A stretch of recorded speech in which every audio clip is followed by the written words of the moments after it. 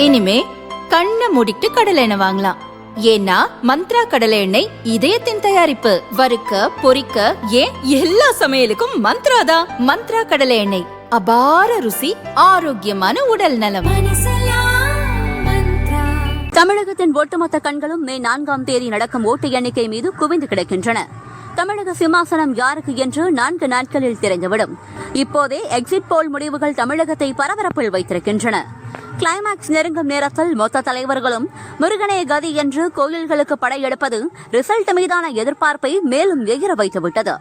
எப்படியாவது எங்கள் கட்சிதான் ஆட்சிக்கு வர வேண்டும் என்று திமுக முதல் தவிக வரை அனைத்து கட்சி தலைவர்களும் அவர்களின் குடும்பத்தினரும் கடவுள் மீது தங்களின் கடைசி நம்பிக்கையை இறக்கியிருக்கின்றனர். கடவுளே இல்லை என்று சொல்லும் திமுகவில் கூட முதல் குடும்பத்தின் தலைவியாக இருக்கும் துர்கா ஸ்டாலின் தனது கணவன் தான் மீண்டும் முதல்வராக வேண்டும் என்று கொடைக்கானல் குறிச்சி ஆண்டவர் கோயிலில் மனம் உருகி வேண்டினார். ஸ்டாலினுடன் கொடைக்கானலுக்கு ஓய்வு எடுக்க சென்றபோது தனது வேண்டுதலை முருகன் முன் வைத்தார்.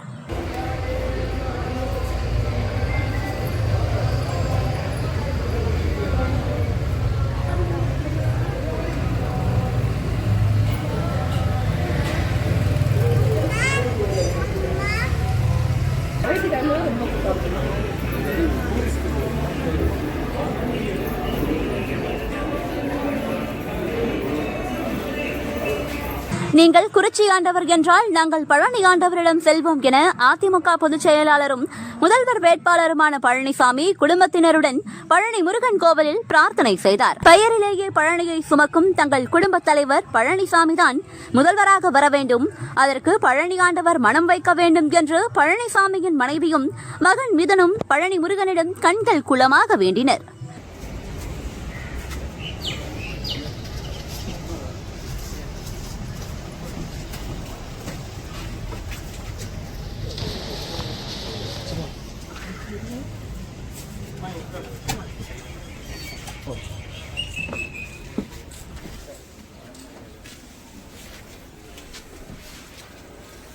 இன்னொரு பக்கம் தவிக தலைவரும் முதல்வர் வேட்பாளருமான விஜய் கோயிலாக ஏறி இறங்குகிறார்.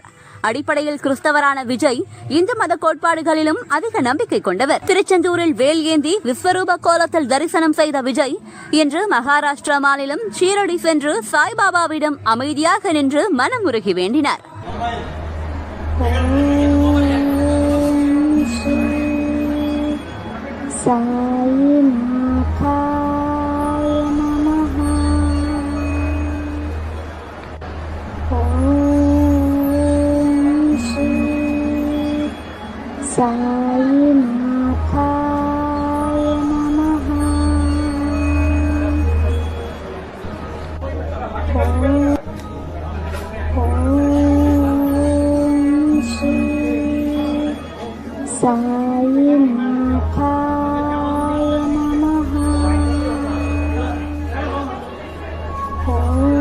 இன்னொரு பக்கம் திமுக போன்ற கட்சிகளில் மூத்த தலைவர்களும் கோயில் படியேறி வேண்டி வருகின்றனர்.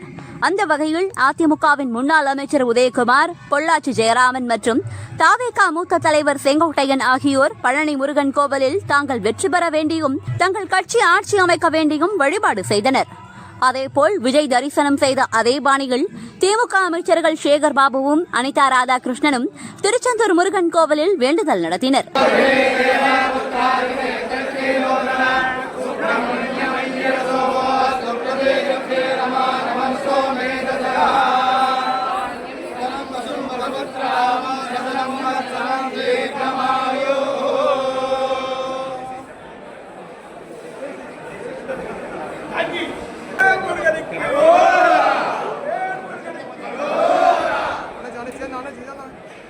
கிளைமாக்ஸ் நெருங்கும் நேரத்தில் தங்களின் ஆஸ்தான ஜோதிடர்கள் அறிவுரையை கேட்டு பல தலைவர்களும் கோயில்களில் வழிபாடு செய்து வருவது பெரும் பரபரப்பை ஏற்படுத்தியுள்ளது.